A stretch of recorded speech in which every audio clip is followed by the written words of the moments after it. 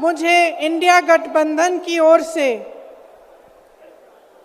India गठबंधन की 5 सूत्री मांगें पढ़ने के लिए कहा है। इससे पहले कि मैं ये शुरू करूं, मैं एक छोटी सी बात आपके सामने रखना चाहती हूं। देखिए, ये दिल्ली वाले जानते हैं कि ये दिल्ली का सुप्रसिद्ध रामलीला मैदान है। यहाँ बचपन से मैं आ रही हूँ।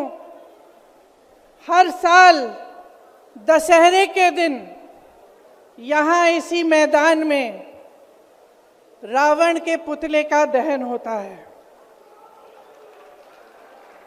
मैं छोटी थी तो अपनी दादी जी इंदिरा जी के साथ आती थी, उनके पैरों के पास जमीन पर बैठ के देखती थी।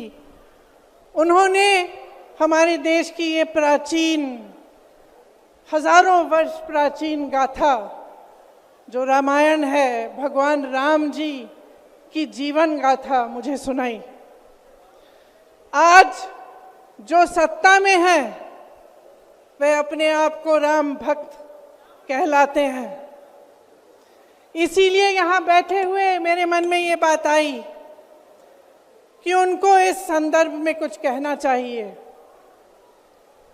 मुझे लगता है कि वे कर्मकांड में उलझ गए हैं। मुझे लगता है कि वे दिखावे में लिप्त हो चुके हैं।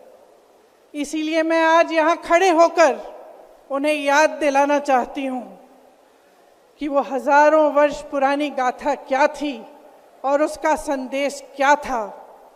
भगवान राम जब सत्य के लिए लड़े, उनके पास सत्ता नहीं थी।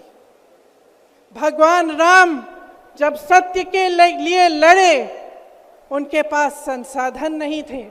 उनके पास तो रथ भी नहीं था।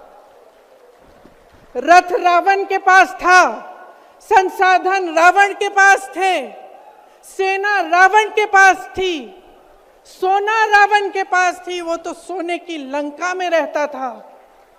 भगवान राम के पास सत्य था, आशा थी, आस्था थी, प्रेम था, परोपकार था, विनय था, धीरज था, साहस था और भगवान राम के पास सत्य था। मैं सत्ता में बैठे हुए सरकार के जितने भी सदस्य हैं, अपने प्रधानमंत्री नरेंद्र मोदी जी को याद दिलाना चाहती हूं कि इस जीवन राम भगवान के जीवन गाथा का क्या संदेश था। सत्ता सदैव नहीं रहती, सदैव नहीं रहती सत्ता। सत्ता आती है, जाती है, अहंकार चूर चूर होता है एक दिन। यही संदेश था भगवान राम का, उनके जीवन का। और आज यहाँ रामलीला मैदान पर खड़े हुए इंडिया गठबंधन की 5 मांगों को पढ़ने से पहले मुझे ये उचित लगा कि मैं ये संदेश एक बार फिर दोहराऊं। इंडिया गठबंधन की 5 सूत्री मांगें भारत के चुनाव आयोग को लोकसभा चुनावों में समान अवसर सुनिश्चित करना चाहिए। दूसरी मांग, चुनाव आयोग को चुनाव में हेराफेरी करने के उद्देश्य से विपक्षी राजनीतिक दलों के खिलाफ इनकम टैक्स, ईडी और सीबीआई द्वारा की जाने वाली बलपूर्वक कार्रवाई को रोकना चाहिए। तीसरी मांग, श्री हेमंत सोरेन एवं श्री अरविंद केजरीवाल जी की तत्काल रिहाई की जाए। चौथी मांग, चुनाव के दौरान विपक्ष के राजनीतिक दलों का आर्थिक रूप से गला घोंटने की जबरन कार्रवाई तुरंत बंद होनी चाहिए। पांचवी मांग, चुनावी बांड का उपयोग करके बीजेपी द्वारा बदले की भावना, जबरन वसूली और धन शोधन के आरोपों की जांच के लिए सुप्रीम कोर्ट की निगरानी में एक एसआईटी गठित हो जानी चाहिए।